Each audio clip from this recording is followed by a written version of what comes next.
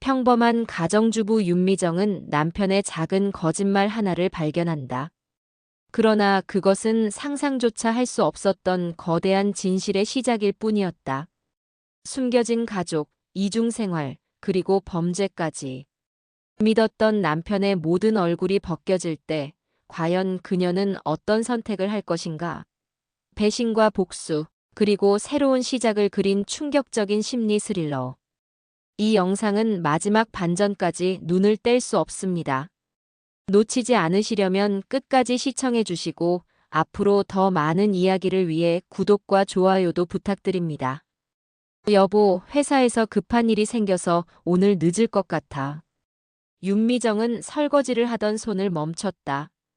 김민호가 넥타이를 매며 던진 말이었다. 평소보다 10분 일찍 준비를 마친 남편의 모습이 어쩐지 어색해 보였다. 또, 이번 주만 벌써 세 번째인데.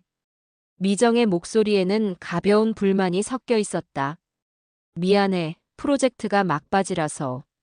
아이들 숙제 확인하는 거 까먹지 마. 민호는 미정의 이마에 가볍게 입맞춤을 하고는 서둘러 현관으로 향했다. 38년을 살아오면서 미정이 가장 소중하게 생각하는 순간들이었다. 남편의 따뜻한 입맞춤, 아이들의 제잘거리는 소리, 그리고 평범하지만 행복한 일상의 반복. 엄마, 우유 없어요. 첫째 지훈이의 목소리가 부엌에서 울려 퍼졌다. 엄마, 체육복 어디 있어요? 둘째 지민이도 뒤를 이어 외쳤다. 미정은 웃음을 머금고 아이들을 돌봤다. 결혼 15년, 두 아이의 엄마로 살아온 그녀의 하루는 언제나 이런 소소한 일들로 가득했다. 남편 챙기기, 아이들 등교 준비, 집안일, 그리고 저녁에 가족이 함께하는 시간. 단조롭다면 단조로웠지만 미정에게는 그보다 소중한 것이 없었다. 아이들을 학교에 보낸 후 혼자 남은 집에서 미정은 커피를 내리며 하루를 정리했다. 오늘도 평범한 하루가 될 것이라고 생각하면서 말이다. 오후 2시쯤 친구 수진이에게서 전화가 걸려왔다. 미정아, 어제 강남에서 민호 오빠 봤는데. 응? 강남. 민호가 왜 강남에? 회사 일로 나간 거 아니야? 여자랑 같이 있던데 직장 동료인가 봐. 미정의 손에 들린 커피컵이 살짝 흔들렸다. 어제 민호는 분명히 회사에서 늦은 회의가 있다고 했는데 강남에 갈 이유가 없었다. 어떤 여자였어? 글쎄, 멀리서 봐서 정확하진 않지만 꽤 젊어 보이던데. 키도 크고. 아, 그런데 둘이 좀 친해 보이긴 했어. 전화를 끊은 후 미정은 한동안 멍하니 앉아 있었다. 별것 아닐 거라고 스스로를 달랬지만 마음 한구석에서는 작은 의심의 씨앗이 움트기 시작했다. 그날 저녁 민호가 돌아왔을 때 미정은 아무렇지 않게 물어봤다. 어제 일 잘 마무리됐어? 응, 좀 복잡했지만 그럭저럭. 왜? 아니야, 그냥. 고생 많았겠다 싶어서. 민호는 평소와 다름없이 대답했지만 미정의 눈에는 그의 표정이 순간 어색해지는 것이 보였다. 아주 짧은 순간이었지만 15년을 함께 산 아내의 촉은 그것을 놓치지 않았다. 밤에 잠자리에서 미정은 천장을 바라보며 생각에 잠겼다. 수진이의 말이 계속 머릿속을 맴돌았다. 젊고 키 큰 여자, 친해 보였다는 표현들이 그녀를 불안하게 만들었다. 하지만 동시에 자신이 너무 예민하게 반응하는 것은 아닌지도 생각했다. 민호는 15년 동안 한 번도 그녀를 의심하게 만든 적이 없었다. 회사 일로 여성 직원과 함께 다니는 것이 그렇게 이상한 일일까?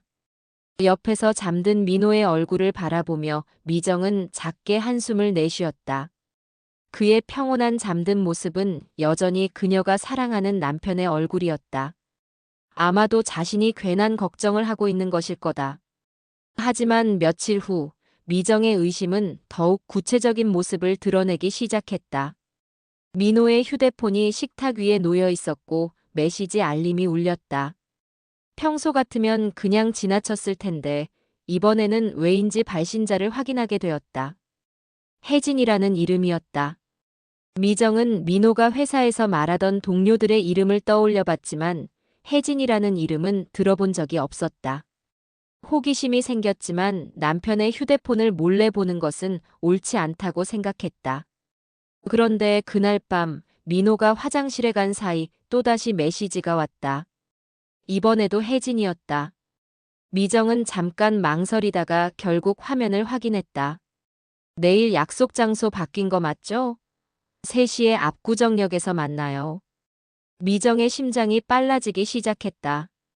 내일은 토요일이었고 민호는 가족과 함께 시간을 보내기로 약속했었다. 그런데 압구정에서 누군가를 만난다고? 화장실에서 나온 민호에게 미정은 최대한 자연스럽게 물어봤다. 내일 계획 바뀐 거 없지? 아이들이 놀이공원 가기를 기다리고 있는데. 아, 그게. 민호는 잠시 머뭇거렸다. 갑자기 회사에서 급한 일이 생겨서. 오전에만 잠깐 나갔다 올게. 토요일에도 일해야 해.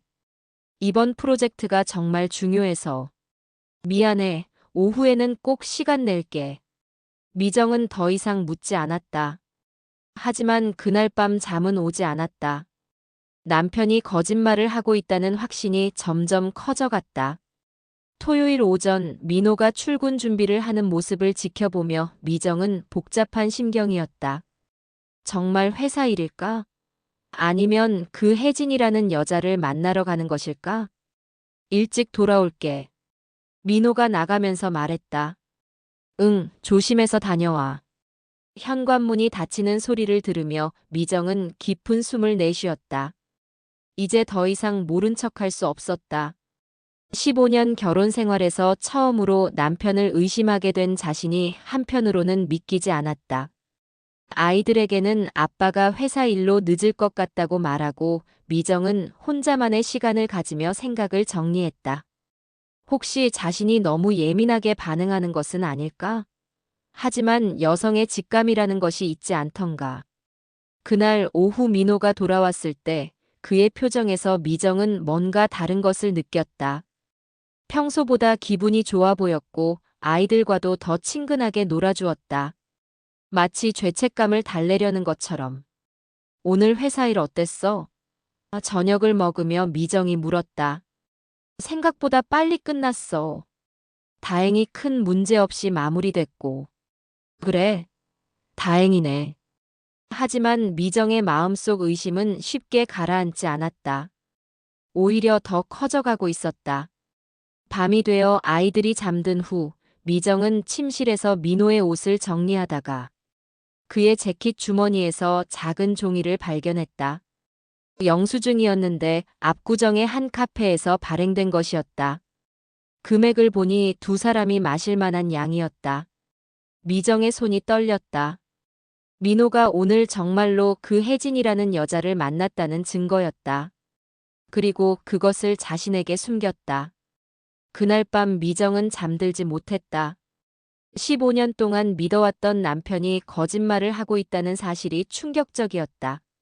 하지만 더 충격적인 것은 이것이 시작에 불과할지도 모른다는 불안감이었다. 새벽녘 미정은 결심했다. 더 이상 모른 척하고 살 수는 없다고. 진실이 무엇인지 남편이 왜 거짓말을 하는지 알아야 한다고. 하지만 그녀는 아직 몰랐다. 자신이 발견하게 될 진실이 상상했던 것보다 훨씬 더 충격적일 것이라는 사실을. 일주일이 지났지만 미정의 마음은 여전히 불안했다. 민호의 일상을 더 세심하게 관찰하기 시작했지만 겉으로 보기에 그는 여전히 평범한 남편이었다. 아침에 출근하고 저녁에 돌아오고 아이들과 놀아주고 미정과 소소한 대화를 나누는. 하지만 미정의 예민해진 감각은 작은 변화들을 놓치지 않았다. 휴대폰을 확인할 때의 조심스러운 행동, 전화를 받을 때의 어색한 표정, 그리고 무엇보다 예전에는 없던 거짓말의 흔적들. 미정아, 너 요즘 좀 이상해 보여. 친구 수진이가 카페에서 걱정스럽게 말했다. 무슨 일 있어? 미정은 잠시 망설이다가 입을 열었다. 수진아, 저번에 민호 봤다고 했잖아. 그 여자가 어떻게 생겼는지 좀 더 자세히 기억나? 왜? 뭔가 이상한 거 있어? 잘 모르겠어. 그냥. 요즘 민호가 좀 이상해서. 수진이는 심각한 표정을 지었다. 글쎄, 멀리서 봐서 정확하지 않지만 키가 꽤 크고 날씬했어. 머리는 긴 생머리였고 옷차림도 깔끔했고 20대 후반이나 30대 초반 정도로 보였어. 그때 둘이 어떤 분위기였는데? 연인처럼 보이지는 않았어. 그런데 확실히 친해 보이긴 했지. 남자가 여자 어깨에 손을 올리고 걷더라고. 미정의 가슴이 철렁 내려앉았다. 민호는 평소에 스킨십을 별로 하지 않는 편이었다. 심지어 미정에게도 공개적인 장소에서 스킨십은 거의 하지 않았는데. 근데 미정아, 너 정말 괜찮아? 얼굴이 너무 창백해. 응, 괜찮아. 그냥 좀 피곤해서. 카페를 나온 후 미정은 혼자 걸으며 생각했다. 이제 더 이상 우연이라고 할 수는 없었다. 민호가 자신 모르게 다른 여자와 만나고 있다는 것은 분명했다. 문제는 그 관계가 어느 정도인지, 그리고 얼마나 오래된 일인지였다. 집에 돌아온 미정은 평소와 다름없이 저녁 준비를 했다. 하지만 마음은 복잡했다. 민호가 돌아오면 어떻게 행동해야 할지, 직접 물어봐야 할지 고민이 되었다. 저녁 7시쯤 민호가 돌아왔다. 일찍 왔네. 미정이 말했다. 응, 오늘은 일이 별로 없어서. 아이들은 방에서 숙제하고 있어. 민호는 넥타이를 풀며 거실 소파에 앉았다. 평소와 다름없는 모습이었지만 미정에게는 모든 것이 연기처럼 보였다. 여보, 요즘 회사 일 많이 힘들어? 미정이 조심스럽게 물어봤다. 그냥 보통이야. 왜? 아니야, 그냥 피곤해 보여서. 민호는 잠시 미정을 바라보더니 말했다. 미정아, 너야말로 요즘 어디 아픈 거 아니야? 표정이 어둡던데. 나? 아니야, 괜찮아. 그날 밤 잠자리에서 미정은 옆에 누운 민호를 바라봤다. 15년을 함께 산 남편의 옆얼굴이 갑자기 낯설게 느껴졌다. 정말로 이 사람을 제대로 알고 있는 걸까? 다음 날 민호가 출근한 후 미정은 중요한 결정을 내렸다. 더 이상 추측만으로는 견딜 수 없었다. 직접 확인해 봐야겠다고 생각했다. 민호의 출근 경로를 따라가 보기로 했다. 아이들은 학교에 보내고 미정은 평소보다 일찍 집을 나섰다. 민호가 다니는 회사까지는 지하철로 40분 정도 걸리는 거리였다. 하지만 그날 민호는 평소와 다른 길로 갔다. 회사 방향이 아닌 강남 쪽으로 향하는 지하철을 탔다. 미정은 조심스럽게 뒤를 따랐다. 강남역에서 내린 민호는 휴대폰으로 누군가에게 전화를 걸었다. 미정은 멀리서 그의 모습을 지켜봤다. 전화 통화를 마친 민호는 역 근처의 한 카페로 들어갔다. 미정은 심장이 뛰는 것을 느꼈다. 정말로 누군가를 만나러 온 것 같았다. 그녀는 카페 맞은편 건물 1층에 있는 다른 카페에서 민호를 감시했다. 약 10분 후 한 여성이 카페로 들어가는 것이 보였다. 수진이가 묘사한 대로 키가 크고 날씬한 여성이었다.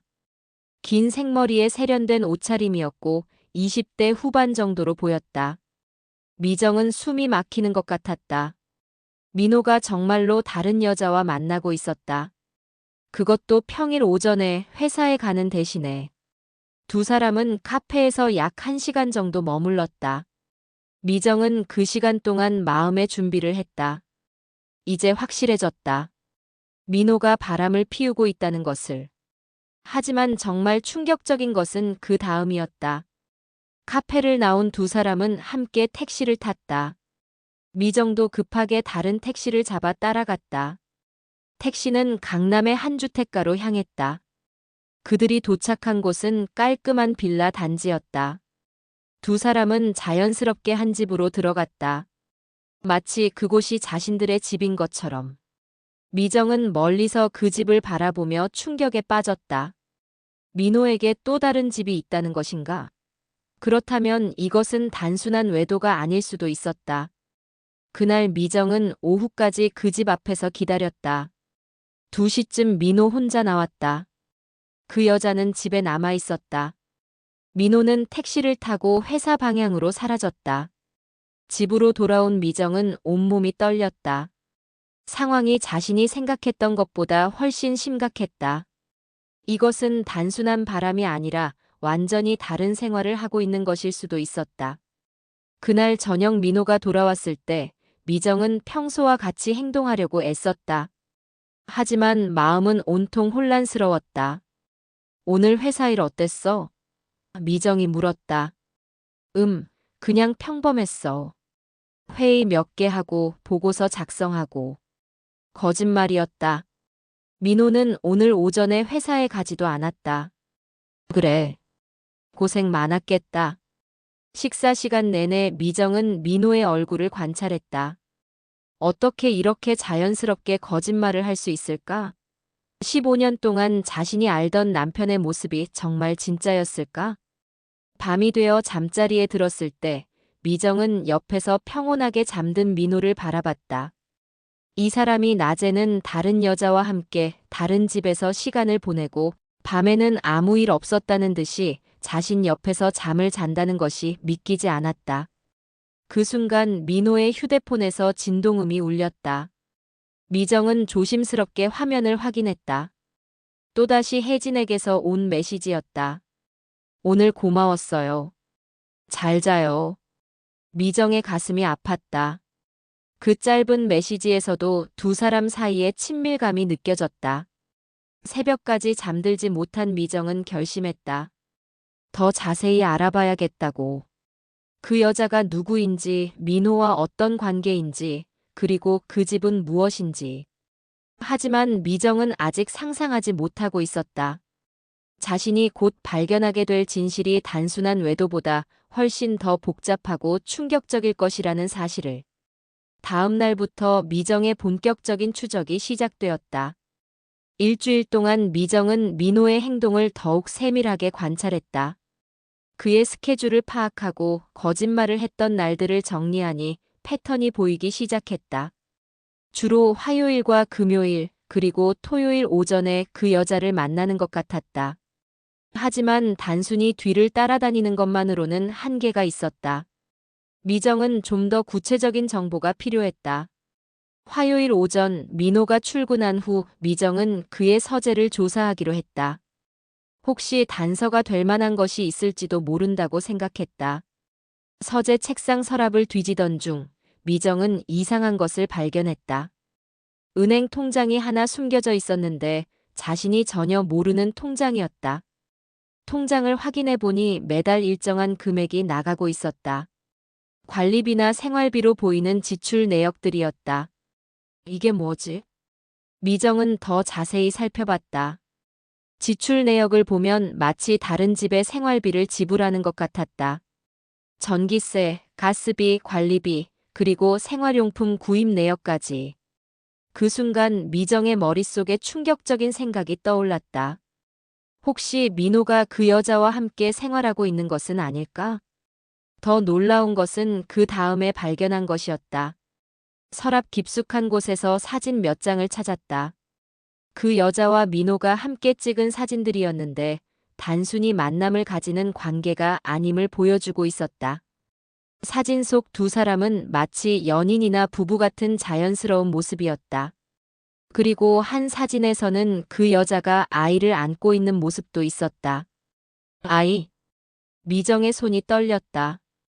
그 아이는 5살 정도로 보였는데 얼굴이 어쩐지 민호를 닮은 것 같았다. 설마. 미정은 상상도 하고 싶지 않은 가능성을 떠올렸다. 민호에게 다른 가족이 있는 것은 아닐까?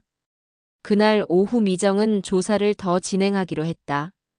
그 빌라의 정확한 주소를 확인하고 가능하면 더 많은 정보를 얻고 싶었다. 빌라 단지 근처의 카페에서 기다리던 미정은 오후 2시쯤 그 여자가 아이와 함께 나오는 것을 봤다. 사진에서 본 바로 그 아이였다. 아이는 엄마의 손을 잡고 걸었는데 정말로 민호와 닮은 구석이 있었다. 미정은 멀리서 두 사람을 따라갔다. 그들은 근처 마트에서 장을 보고 놀이터에서 시간을 보냈다. 완전히 일상적인 모습이었다. 놀이터에서 아이가 놀고 있는 동안 그 여자는 벤치에 앉아 휴대폰으로 통화를 했다. 멀리서 들리는 목소리로 짐작하건대 상대방을 여보라고 부르는 것 같았다. 미정의 심장이 쿵쾅거렸다. 그 여자가 민호를 여보라고 부르고 있다는 뜻이었다. 통화를 마친 후 그 여자는 아이에게 다가가서 말했다. 민우야, 아빠가 저녁에 일찍 오신대. 뭐 먹고 싶어? 민우. 미정은 그 이름을 마음속으로 되뇌었다. 그리고 아빠가 일찍 온다는 말. 이제 의심할 여지가 없었다. 민호에게 다른 가족이 있었다. 그날 저녁 평소보다 일찍 돌아온 민호를 보며 미정은 복합적인 감정에 빠졌다. 분노, 배신감, 슬픔, 그리고 믿을 수 없다는 감정이 뒤섞여 있었다. 일찍 왔네. 미정이 최대한 담담하게 말했다. 응, 오늘은 일이 빨리 끝나서. 거짓말이었다. 민호는 그 여자와 아이가 있는 집에서 저녁을 먹으러 일찍 간 것이었다. 저녁 식사 시간 내내 미정은 민호를 관찰했다. 아이들과 농담을 주고받고 자신에게 다정하게 말을 거는 남편의 모습이 얼마나 자연스러운지. 하지만 이 모든 것이 연기라는 사실을 아니 마음이 너무나 아팠다. 아빠, 이번 주말에 놀이공원 가기로 했잖아. 둘째 지민이가 말했다. 아, 맞다. 그런데 아빠가 토요일 오전에 잠깐 일이 있어서. 또, 첫째 지훈이가 실망스런 목소리로 말했다. 미정은 더 이상 들을 수 없었다. 민호가 토요일 오전에 다른 가족과 시간을 보내려고 한다는 것을 알고 있었기 때문이다. 그날 밤 미정은 결정적인 증거를 찾기로 마음먹었다. 민호가 깊이 잠든 후 조심스럽게 그의 휴대폰을 확인했다. 예상대로 혜진과의 메시지 내역이 있었다. 하지만 내용을 보고 미정은 더 큰 충격을 받았다. 민우가 아빠 보고 싶어 해요. 언제 함께 여행 갈 수 있을까요? 이번 주말은 힘들 것 같아. 미안해. 괜찮아요. 민우도 이해할 거예요. 그런데 생활비가 좀 부족한데. 내일 입금해 줄게. 고생 많아. 미정은 휴대폰을 놓고 화장실로 달려가 구토를 했다. 민호가 다른 여자와 아이를 위해 생활비를 주고 있었고 그 아이는 아빠를 그리워하고 있었다. 15년 결혼 생활이 완전히 거짓이었다는 생각에 미정은 견딜 수 없었다. 하지만 더 놀라운 사실은 아직 남아 있었다. 며칠 후 미정은 용기를 내어 그 빌라에 직접 가보기로 했다. 더 구체적인 정보가 필요했다. 오후 시간에 조심스럽게 빌라 근처에 다가간 미정은 우편함을 확인했다. 거기에는 김민호, 이혜진 이름으로 온 우편물들이 있었다. 김민호. 자신의 남편 이름이었다. 그리고 이혜진. 그 여자의 풀네임이었다. 우편물 중 하나는 관공서에서 온 것 같았다. 미정은 조심스럽게 확인해봤다. 주민등록 등본이었는데 거기에는 김민호, 이혜진, 그리고 김민우의 이름이 한 세대로 등록되어 있었다. 미정은 그 자리에서 주저앉을 뻔했다. 민호가 법적으로도 그들과 한 가족으로 등록되어 있었다. 이것은 단순한 외도가 아니라 중혼이었다. 그 순간 뒤에서 목소리가 들렸다. 누구세요? 미정은 깜짝 놀라 뒤를 돌아봤다. 이혜진이 마트 장보기를 마치고 돌아온 참이었다. 아, 저는. 미정은 당황했다. 혹시 부동산 관련해서 오신 건가요? 미정은 순간적으로 거짓말을 했다. 네, 맞습니다. 이 동네에 이사를 생각하고 있어서요. 아, 그러시군요. 여기 살기 좋은 동네예요. 혜진은 의심하지 않는 것 같았다. 미정은 조심스럽게 물어봤다. 가족분들이 많이 사세요? 저희는 남편, 저, 그리고 5살 아들이 살고 있어요. 조용하고 아이 키우기 좋아서 만족하고 있어요. 미정은 혜진의 얼굴을 자세히 봤다. 생각보다 순수하고 착해 보이는 인상이었다. 자신이 중혼 상황에 있다는 것을 모르는 것 같았다. 남편분은 무슨 일을 하세요? 회사원이에요. 좀 바쁜 편이라 늦게 오는 날이 많지만 가족을 많이 사랑하세요. 그 말을 들은 미정은 마음이 아팠다. 혜진도 피해자였다. 민호가 자신에게 그랬던 것처럼 혜진에게도 거짓말을 하고 있을 가능성이 높았다. 집으로 돌아온 미정은 온종일 충격 상태에 있었다.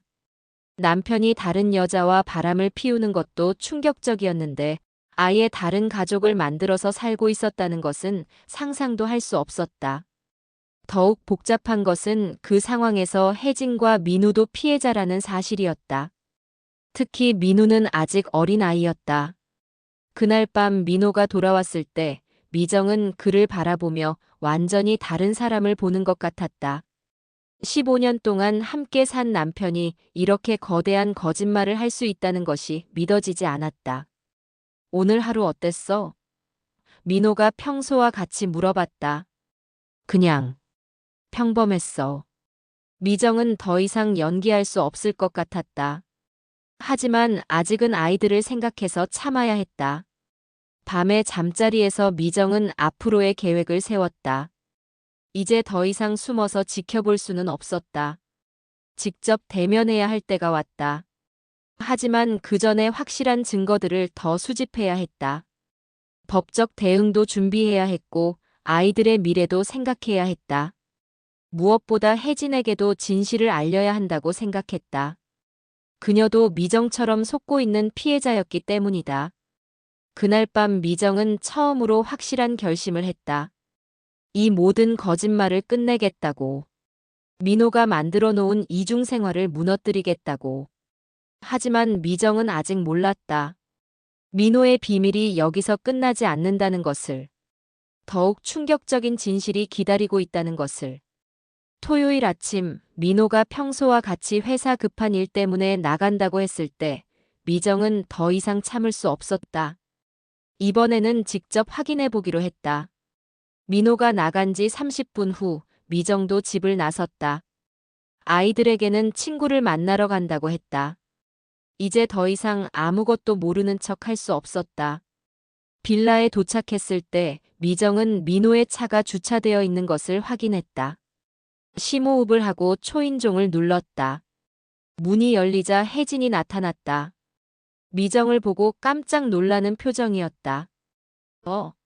지난번에 부동산 보러 오셨던 분이시죠? 안녕하세요. 사실은. 미정은 잠시 망설이다가 용기를 냈다. 이야기할 것이 있어서 왔어요. 무슨 이야기요? 그 순간 안쪽에서 민호의 목소리가 들렸다. 혜진아, 누가 왔어? 민호가 거실에서 나오다가 미정을 보고 얼굴이 새하얗게 변했다. 미정아. 혜진은 두 사람의 반응을 보며 무언가 이상함을 느꼈다. 서로 아시는 분이세요? 미정은 민호를 똑바로 쳐다보며 말했다. 네, 잘 알고 있습니다. 15년 동안 함께 살았거든요. 15년이요? 혜진의 목소리가 떨렸다. 저는 김민호의 아내입니다. 법적으로 정식 등록된. 그 순간 혜진의 얼굴에서 혈색이 사라졌다. 민호는 아무 말도 하지 못한 채 서 있었다. 잠깐, 이게 무슨 상황이에요? 혜진이 민호를 보며 물었다. 당신이 결혼했다고요?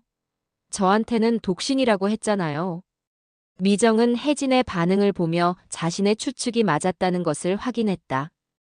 혜진도 모르고 있었다. 독신. 미정이 냉소적으로 웃었다. 우리에게는 두 아이가 있어요. 지훈이와 지민이. 15년 동안 매일 함께 살고 있고요. 혜진은 민호에게 다가가서 소리쳤다. 이게 무슨 소리예요? 설명해봐요. 민호는 한참 동안 말을 하지 못하다가 결국 입을 열었다. 미안해. 둘 다 미안해. 미안하다고? 미정의 목소리가 높아졌다. 15년 동안 나를 속이고 다른 여자와 아이까지 만들어 놓고 미안하다고? 혜진은 주저앉으며 울기 시작했다. 민우는 뭐예요? 우리 아이는 뭐가 되는 거예요? 그 순간 방에서 민우가 나왔다. 아빠와 엄마가 싸우는 소리를 듣고 나온 것 같았다. 엄마, 왜 울어? 민우가 혜진에게 다가갔다. 미정은 민우를 보며 복잡한 감정을 느꼈다. 그 아이는 잘못이 없었다. 오히려 민호의 피해자였다. 민우야, 방에 들어가서 놀고 있어. 혜진이 눈물을 훔치며 말했다. 민우가 방에 들어간 후 세 사람은 거실에 앉아 이야기를 시작했다. 언제부터였어? 미정이 민호에게 물었다. 6년 전이야. 6년? 미정은 충격을 받았다. 생각보다 훨씬 오래된 일이었다. 그럼 민우가 태어났을 때부터 이미. 혜진이 떨리는 목소리로 말했다. 민호는 고개를 끄덕였다. 그의 얼굴에는 죄책감과 두려움이 섞여 있었다. 어떻게 이런 일이 가능한 거예요? 혜진이 물었다. 결혼도 안 하고 어떻게 주민등록을 위조했어. 민호가 작은 목소리로 말했다. 서류를 위조해서. 미정은 더욱 충격을 받았다. 중혼뿐만 아니라 서류 위조까지. 그럼 우리 결혼은 가짜였다는 거예요? 혜진이 소리쳤다. 법적으로는. 그래. 혜진은 더 큰 소리로 울기 시작했다. 미정도 마음이 아팠다. 두 사람 모두 피해자였다. 왜? 미정이 물었다. 왜 이런 짓을 했어? 민호는 한참 동안 대답하지 않다가 말했다. 처음에는 그냥 외로웠어.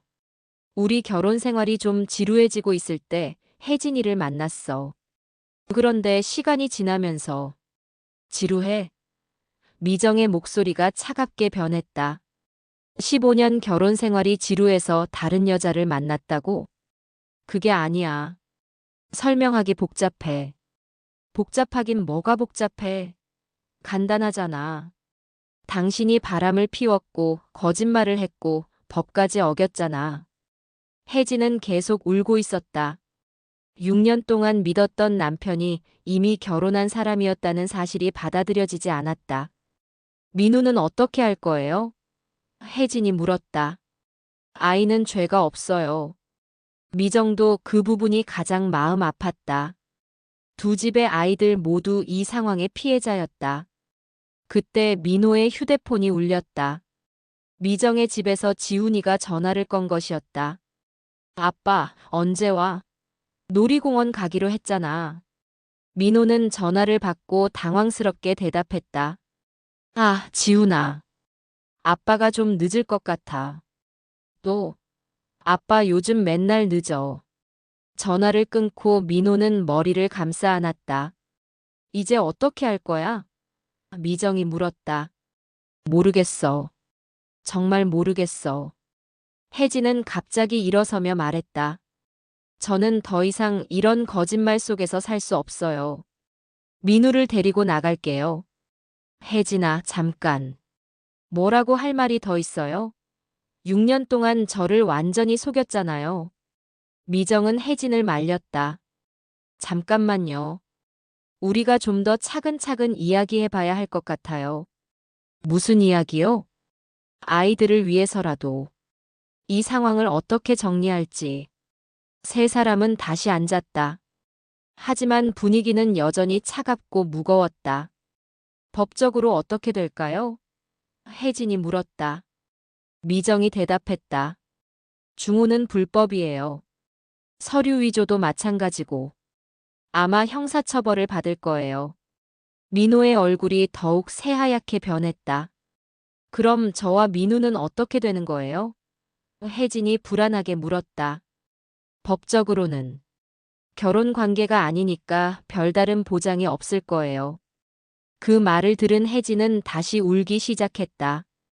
6년 동안 쌓아온 모든 것이 한순간에 무너지는 기분이었다.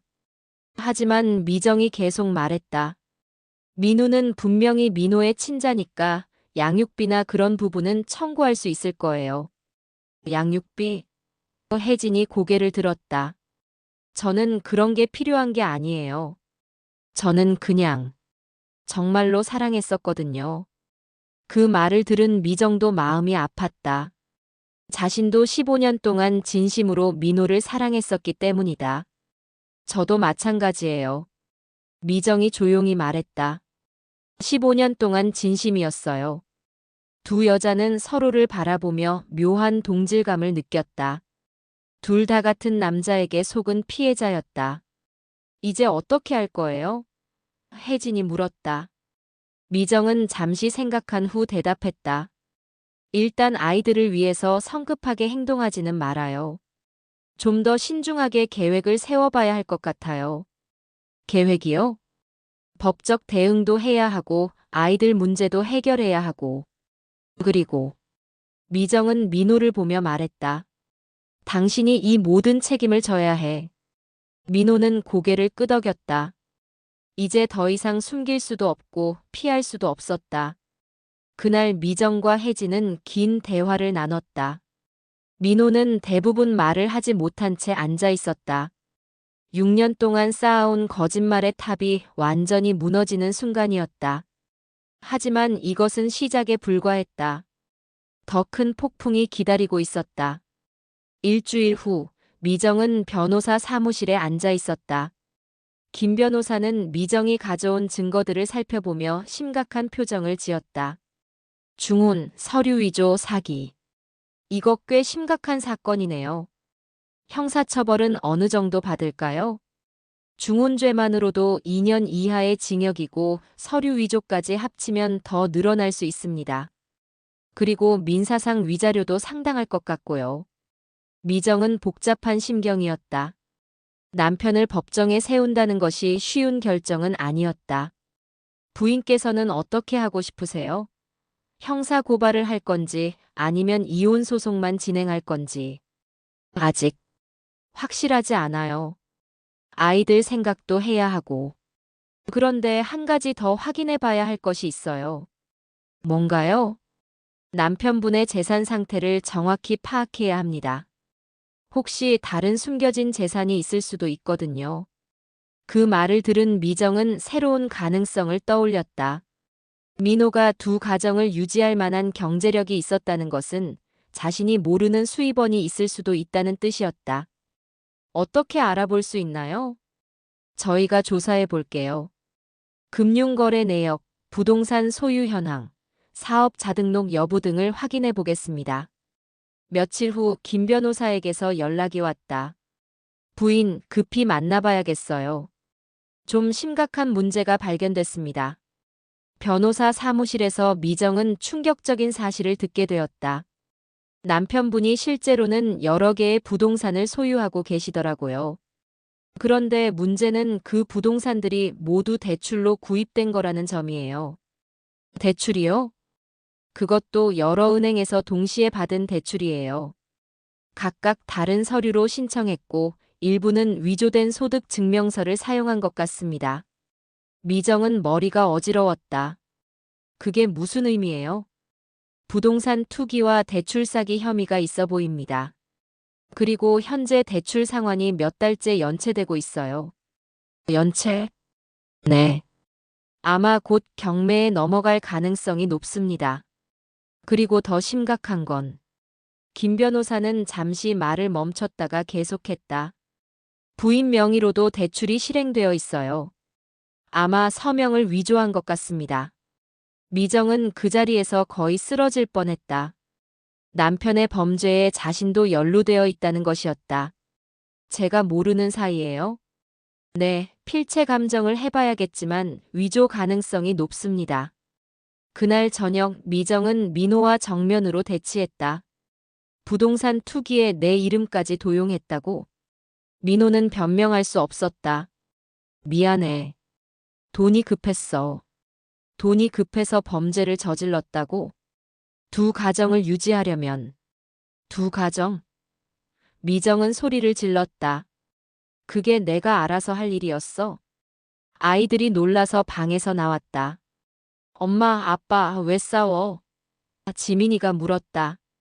미정은 아이들을 보며 마음이 더욱 아팠다. 이 모든 상황을 아이들에게 어떻게 설명해야 할까? 괜찮아. 엄마 아빠가 좀 중요한 이야기를 하고 있어. 방에 들어가 있어. 아이들이 방에 들어간 후 미정은 민호에게 말했다. 이제 정말 끝이야. 법정에서 보자. 다음 날 미정은 혜진에게 연락했다. 둘이 만나서 상황을 공유할 필요가 있었다. 카페에서 만난 혜진은 많이 지쳐 보였다. 민우가 자꾸 아빠를 찾아요. 뭐라고 말해줘야 할지. 힘드시겠어요. 그런데 더 큰 문제가 생겼어요. 혜진이 말했다. 집 계약이 민호 이름으로 되어 있는데 갑자기 집주인이 나가라고 하네요. 왜요? 월세를 몇 달째 밀렸대요. 민호가 돈을 안 줬나 봐요. 미정은 김 변호사에게서 들은 이야기를 혜진에게 말해줬다. 부동산 투기와 대출 사기, 그리고 연체 상황까지. 혜진은 더욱 절망적인 표정이 되었다. 그럼 저와 민우는 어떻게 되는 거예요? 집도 없고 돈도 없고. 미정은 혜진을 위로하고 싶었지만 자신도 상황이 어려웠다. 일단 법적으로 최대한 보상을 받을 수 있도록 노력해봐요. 한 달 후 첫 번째 법정 출석일이 되었다. 미정과 혜진은 각자 변호사를 대동하고 법정에 나타났다. 민호도 변호사와 함께 피고인석에 앉았다. 판사가 사건 개요를 읽어내려갔다. 피고인 김민호는 2018년부터 2024년까지 중혼 상태를 유지하며 서류 위조, 대출 사기 등의 범죄를 저지른 혐의를 받고 있습니다. 미정은 법정에서 민호를 바라보며 복잡한 감정을 느꼈다. 15년 동안 사랑했던 남편이 피고인석에 앉아 있는 모습이 현실 같지 않았다. 검사가 일어나서 기소 내용을 설명했다. 피고인은 합법적인 부인이 있음에도 불구하고 다른 여성과 사실혼 관계를 맺고 아이까지 낳았습니다. 또한 이를 위해 공문서를 위조했고 여러 금융기관에서 부정한 방법으로 대출을 받았습니다. 미정의 변호사가 일어나서 말했다. 피해자 김미정 씨는 15년간 피고인을 신뢰하며 결혼 생활을 유지했으나 피고인의 배신으로 인해 극심한 정신적 피해를 입었습니다. 혜진의 변호사도 발언했다. 이혜진 씨와 그의 아들 민우도 피고인의 거짓말로 인한 피해자입니다. 6년간 합법적인 가족이라고 믿고 살았으나 모든 것이 거짓이었습니다. 민호의 변호사가 일어나서 변론했다. 피고인은 자신의 잘못을 깊이 반성하고 있으며 피해자들에게 최대한의 보상을 하겠다는 의사를 표명합니다. 판사가 민호에게 물었다. 피고인, 기소 내용에 대해 어떻게 생각합니까?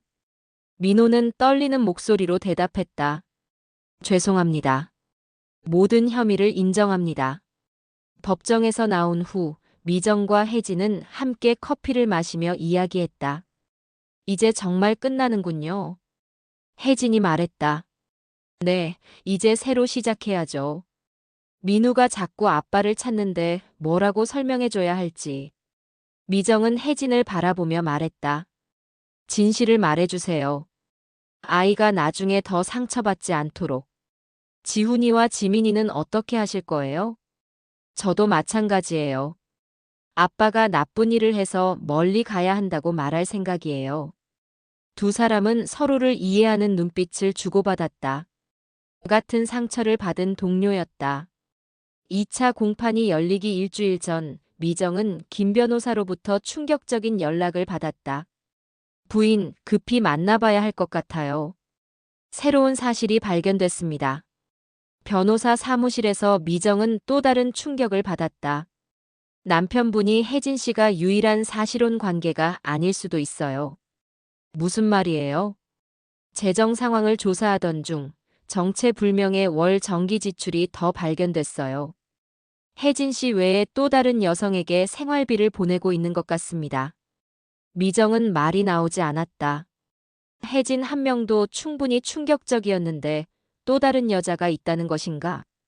확실한가요? 95% 확신합니다. 계좌 추적 결과 부산에 거주하는 박선영이라는 여성에게 3년 동안 매달 일정 금액을 송금했어요. 부산? 네. 남편분이 출장을 자주 간다고 하지 않았나요? 미정은 민호가 몇 달에 한 번씩 부산 출장을 간다고 했던 것을 떠올렸다. 설마 그것도 거짓말이었단 말인가? 더 조사해보세요. 며칠 후 더욱 충격적인 사실이 밝혀졌다. 박선영과도 사실혼 관계를 맺고 있었고 그녀와 사이에도 아이가 있었다. 2살 된 딸이었다. 미정은 현실감을 잃었다.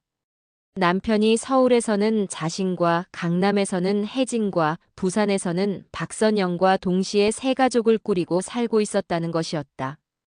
이게 정말 가능한 일인가요? 요즘은 KTX로 부산까지 2시간 30분이면 가니까 충분히 가능해 보입니다. 아마 부산에는 월에 2~3번 정도 내려간 것 같아요. 미정은 혜진에게 연락했다. 이 사실을 공유해야 했다. 또 다른 여자가 있다고요? 혜진도 충격을 받았다.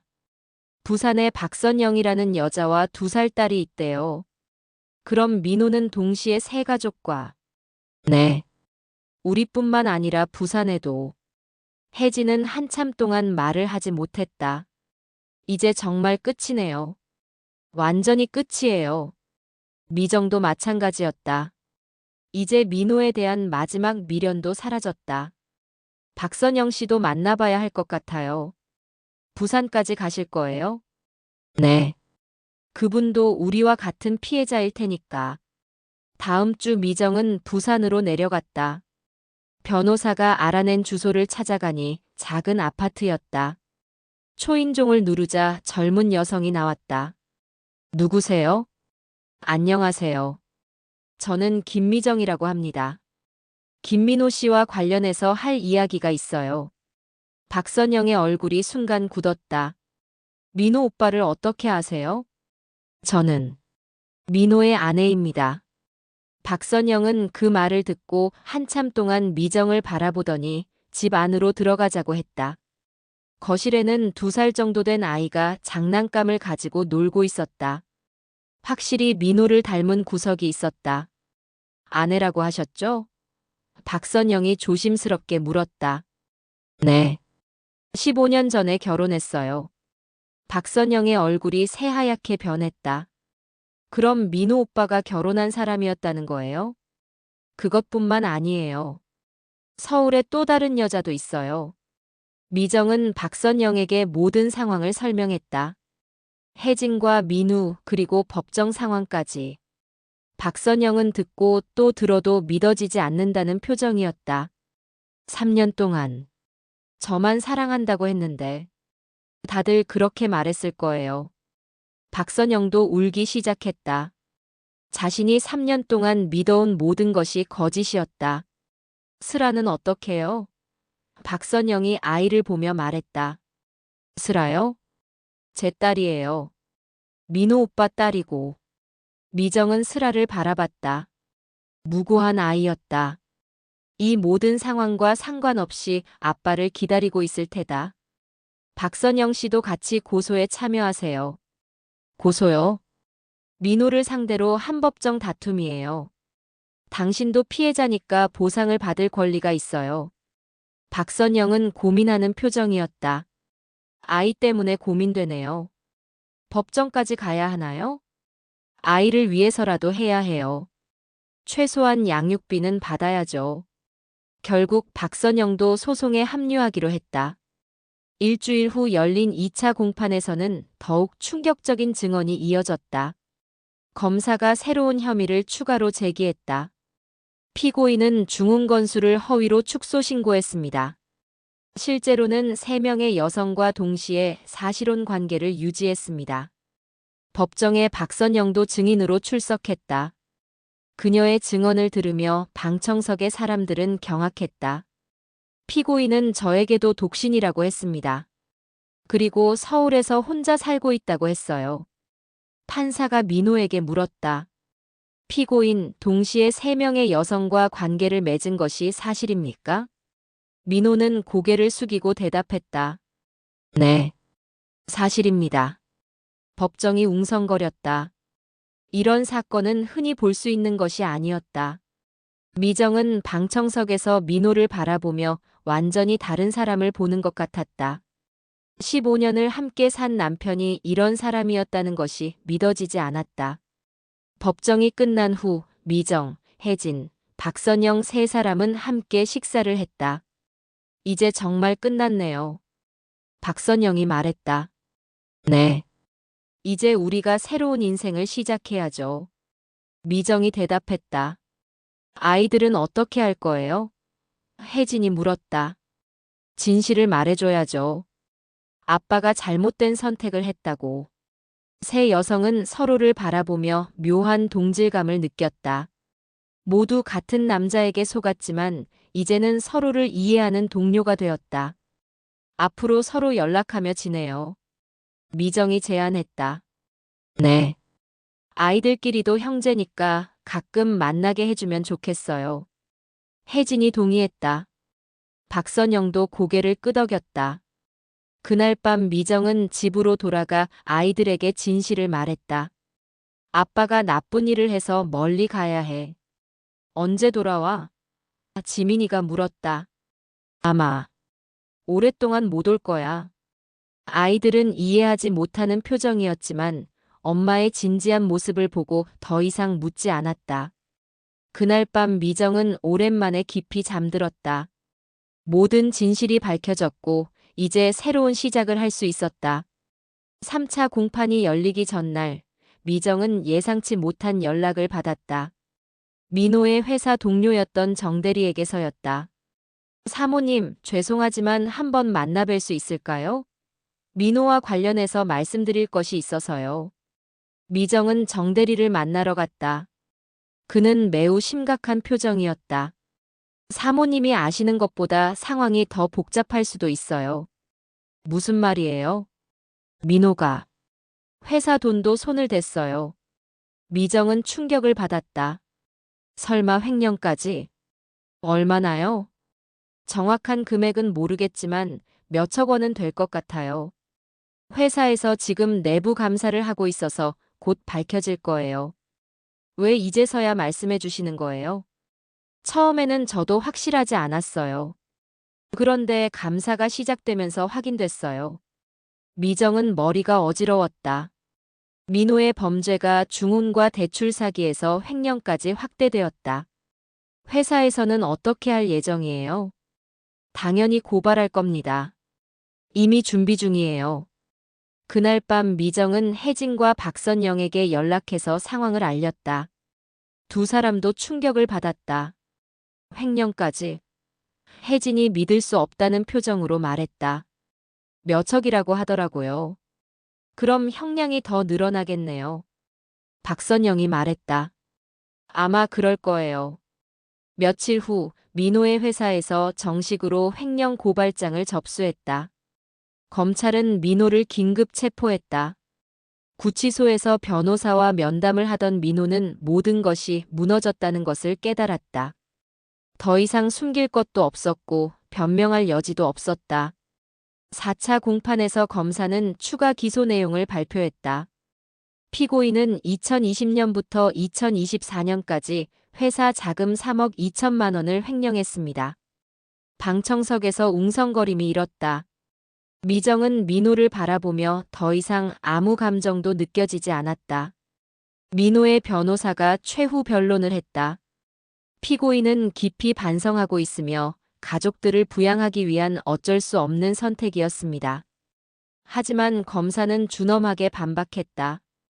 피고인의 행위는 계획적이고 지속적이었습니다. 단순한 실수가 아닌 중대한 범죄입니다. 판사가 최종 판결을 선고했다. 피고인 김민호에게 징역 5년을 선고합니다. 5년. 미정은 그 숫자를 들으며 복합적인 감정을 느꼈다.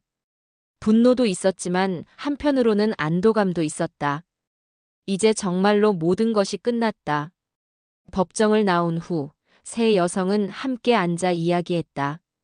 이제 정말 새로운 인생을 시작할 수 있을 것 같아요. 미정이 말했다. 네. 더 이상 거짓말 속에서 살지 않아도 되니까요. 혜진이 동의했다. 아이들을 위해서라도 강해져야죠. 박선영이 덧붙였다. 미정은 두 여성을 바라보며 생각했다. 처음에는 원망스러웠지만 이제는 같은 상처를 가진 동료로 느껴졌다. 앞으로 서로 도우며 살아요. 아이들도 서로 알고 지내면 좋을 것 같아요. 좋은 생각이에요. 혜진이 미소를 지었다. 저희가 가족은 아니지만 특별한 관계긴 하죠. 박선영도 웃었다. 그날 저녁 미정은 집으로 돌아가 아이들과 함께 저녁을 먹었다. 오랜만에 평온한 식사 시간이었다. 엄마, 아빠 언제 와? 지민이가 물었다. 아빠는 오랫동안 못 올 거야. 하지만 엄마가 더 열심히 할게. 괜찮아, 엄마. 우리가 엄마 도와줄게. 지훈이가 어른스럽게 말했다. 미정은 아이들을 보며 눈물이 났다. 이 아이들만큼은 잘 키워야겠다고 다짐했다. 1년 후, 미정은 작은 카페를 운영하고 있었다. 혜진과 박선영도 각자 새로운 일을 시작했다. 언니, 오늘 매출 어때요? 혜진이 카페에 들러 물었다. 나쁘지 않아. 단골들이 생기기 시작했어.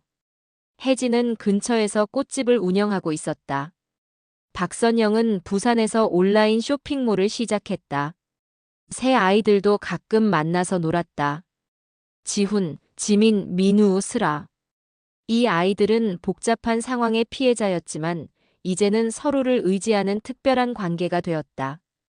민우가 요즘 아빠 얘기 안 해요. 혜진이 말했다. 그게 나아. 시간이 지나면 이해하게 될 거야. 슬아는 아직 어려서 잘 모르는 것 같아요. 박선영이 전화로 말했다. 다행이야. 나중에 설명해주면 돼. 어느 토요일 내 아이들이 함께 놀이공원에 갔다. 미정, 혜진, 박선영 세 사람은 아이들을 지켜보며 이야기했다. 1년 전만 해도 이런 날이 올 줄 몰랐어. 미정이 말했다. 정말요? 그때는 세상이 무너지는 줄 알았는데. 혜진이 동의했다.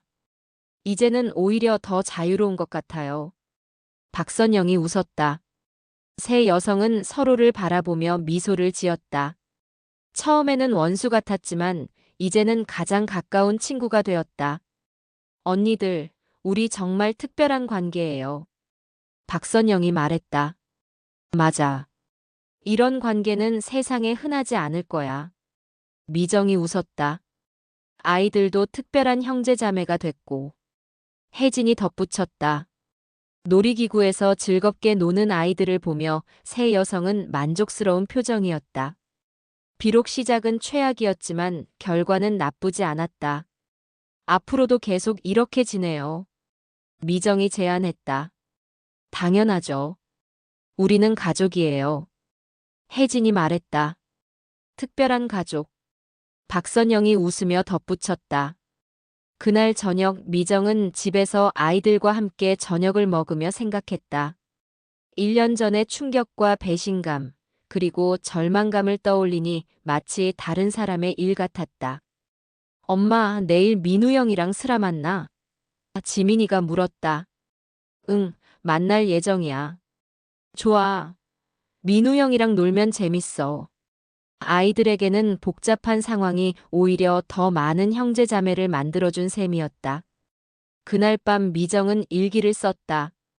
1년 전 오늘 내 인생에서 가장 충격적인 진실을 알게 되었다. 남편의 이중생활, 아니 삼중생활. 그때는 세상이 끝난 줄 알았다. 하지만 지금 돌이켜보니 그것이 새로운 시작의 신호였다. 혜진이와 선영이를 만나고 아이들이 더 큰 가족을 얻게 되고 나 자신도 더 강해졌다. 물론 쉽지 않았다. 하지만 진실을 마주하는 것이 거짓 속에서 사는 것보다 훨씬 낫다는 것을 배웠다. 2년 후 민호가 출소했다는 연락이 왔다. 하지만 세 여성 중 아무도 그를 만나려 하지 않았다. 이미 그들의 인생에서 민호는 과거가 되어 있었다. 만나보실 생각 없으세요? 변호사가 물었다. 없어요. 더 이상 할 말이 없어요. 미정이 단호하게 대답했다. 민호는 출소 후 혼자 작은 원룸에서 살기 시작했다. 세 가족 모두 그를 거부했고 회사에서도 해고되어 일자리를 구하기 어려웠다. 가끔 멀리서 아이들을 보려고 했지만 세 여성 모두 만남을 거부했다. 자신이 만든 거짓말의 대가는 생각보다 컸다. 3년 후 미정의 카페는 동네에서 유명한 곳이 되었다. 혜진의 꽃집도 안정적으로 운영되고 있었고 박선영의 온라인 쇼핑몰도 성공을 거두었다. 아이들은 모두 건강하게 자랐다. 지훈과 지민은 이제 중학생이 되었고 민우는 초등학교에 입학했다. 슬아도 유치원에 다니고 있었다. 우리 정말 잘 살고 있는 것 같아. 미정이 말했다. 맞아요. 처음에는 불행이라고 생각했는데 지금 보니 오히려 축복이었던 것 같아요. 혜진이 동의했다. 아이들도 더 많은 사랑을 받고 있고요. 박선영이 덧붙였다. 세 여성은 매달 한 번씩 만나서 근황을 나누고 아이들을 함께 돌봤다. 이들의 관계는 세상 어디에서도 찾아볼 수 없는 특별한 가족이었다. 그날 저녁 미정은 다시 일기를 썼다. 3년이 지났다. 처음의 충격과 배신감은 이제 먼 옛날 일이 된 것 같다. 오히려 그 사건이 내게 진정한 친구들과 더 큰 가족을 선물해 준 것 같다. 혜진이와 선영이, 그리고 내 아이들. 이들이 내 진짜 가족이다. 거짓말 속에서 15년을 살았지만 진실을 알게 된 후에 3년이 훨씬 더 행복했다. 앞으로도 이들과 함께 정직하고 아름다운 인생을 살아갈 것이다. 그리고 멀지 않은 곳에서 민호는 혼자 작은 방에 앉아 과거를 후회하고 있었다.